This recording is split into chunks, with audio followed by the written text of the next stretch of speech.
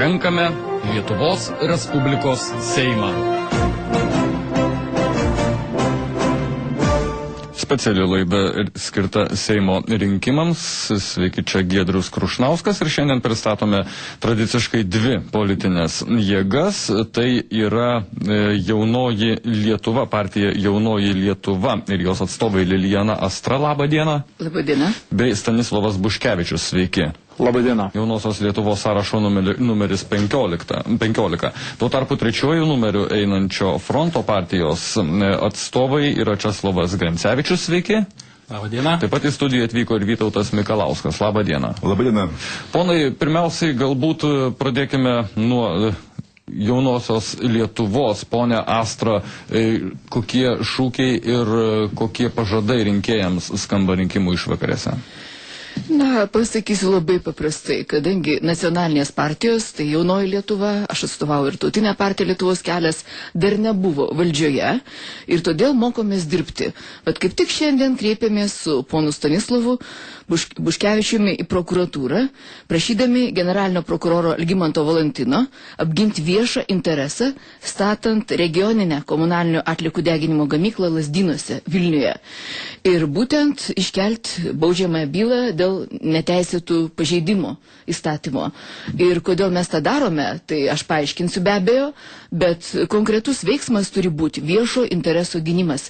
Tokio įstatymo Lietuvoje nėra, tai yra gėda Seimui besibaigiančiai kadencijai ir nenorime kartoti Lietuvos kino teatro gynėjų likimo, kai jos tampo po teismus, jos gniuždo finansiniais ieškiniais ir be abejo morališkai vien dėl to, kad jie pasakė, kodėl Lietuvos kino teatras valstybės kapitališkai atremontuotas, buvo parduotas vos už keletą milijonų litų ir kodėl leido tai padaryti, būtent kažkokie išskirtiniai grupuotėjai.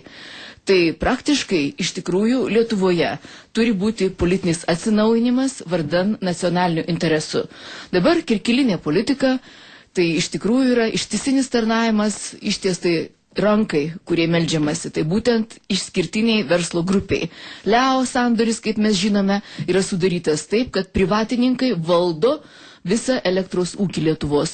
Tai yra didelė bėda mums, nes iš mūsų dabar plėš viršpelnius. Iš mūsų kišenių turėsim mokėti už brangstančią elektrą, nors turim atominę elektrinę. Tai yra absurdas ir prieš absurdą tikrai reikia kovoti, būtent politinėmis priemonėmis. Todėl balsuokite už Jauną Lietuvą, nacionalinę politiką, mūsų sąrašo numeris 15. Pone Mikalauskai, Fronto partija taip pat nauja partija, nedalyvavusi valdžioje. Kaip matote šį priešrinkiminį etapą? Na, mes iš karto sakom tokį dalyką. Lietuva, manom, yra ištikta valdymo krizės. Seimo nariai gali veikti nepaisydami rinkėjų valios, įstatymų leidybos tvarka atvira korupcijai, nėra efektyvios parlamentinės vyriausybės veiklos kontrolės, na, o šalies prezidentas vykdo tik tai simbolinį vaidmenį. Dėl to nemanom, kad šiuo laiku gali įsivyrauti socialinė taika, savitarpio supratimas ar solidarumas visuomenė. Kurie korupcija nemažiau daugėja, kur stambaus kapitalo grupuočių įtaka politikoje bei biurokratijos elitui pavojingai išaugo, kur turtuoliai ir šiaip neliečiamieji atsiveria gražiausius pajūrio ir pažiūrių vietas, kur aplink saugą teisėsaugai baimingai tupčiai aplink akivaizdžius įstatymų pažeidimus ir savivalę. Štai dėl ko frontas ir susikūrė.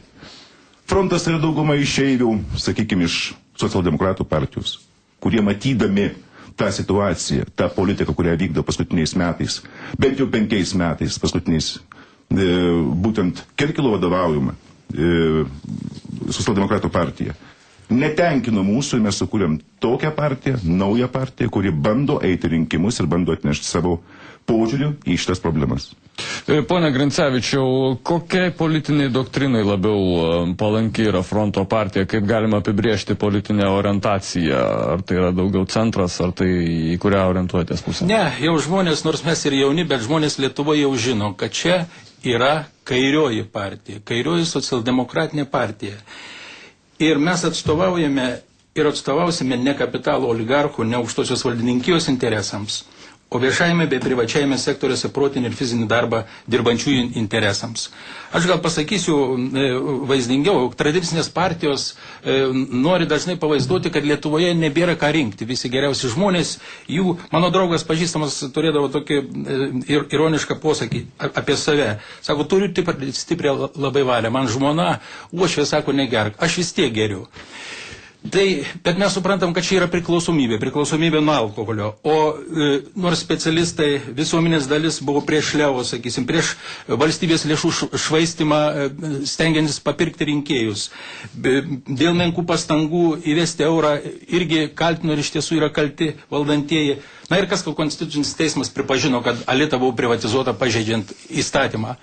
Vėlgi, ne piršto nepajudinta, kad ištaisyti šitą. Tai kas čia yra? Vadinasi, valdantieji irgi yra priklausomybės paveikti. Jie yra priklausomi. Žinom nuo ko? Nuo oligarchų, nuo klanų interesų ir nuo pinigų ir narkotizuojančių valdžios poveikio.